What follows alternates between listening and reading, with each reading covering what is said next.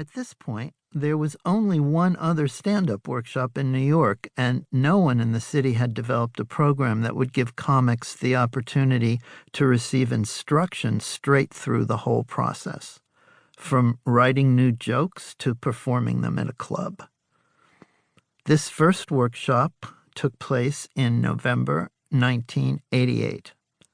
It was the birth of the American Comedy Institute, a comedy school for performers and writers that now draws students from all across America and around the world.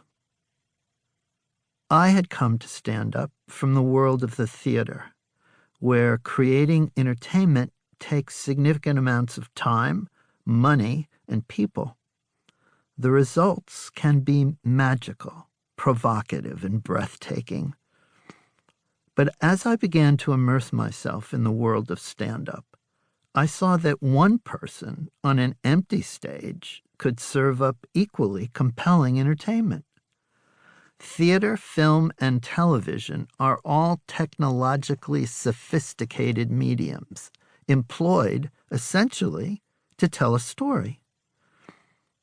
Stand-ups do the same thing. But their only technological need is, if the room's big, a microphone. This fact gives stand-ups the ability to create entertainment about the present moment, now. What happened today, in the world and in their lives. The theater can do many things magnificently, but it can't do that. Increasingly, for me, a comedy club was the place I could regularly go for terrific entertainment that related to me and the moment I was living in. The first stand-ups I worked with came from all walks of life. What they had in common was a sense of humor, a desire to be on stage, and the urgent need to communicate through comedy.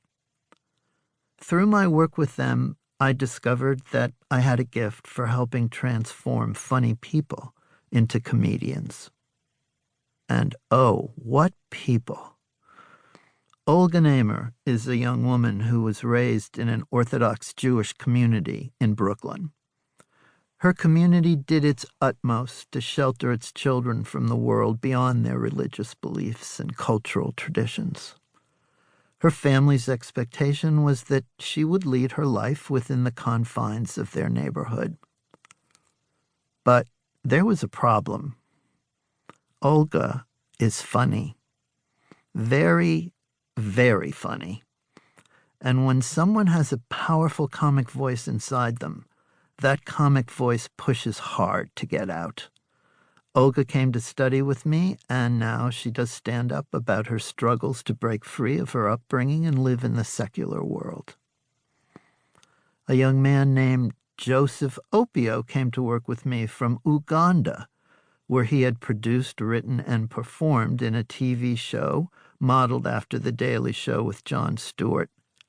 Now he's a staff writer on The Daily Show with Trevor Noah.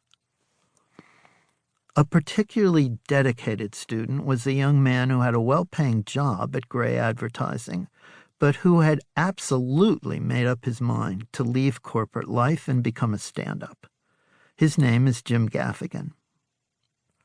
A high school sophomore from Brooklyn came to study with me.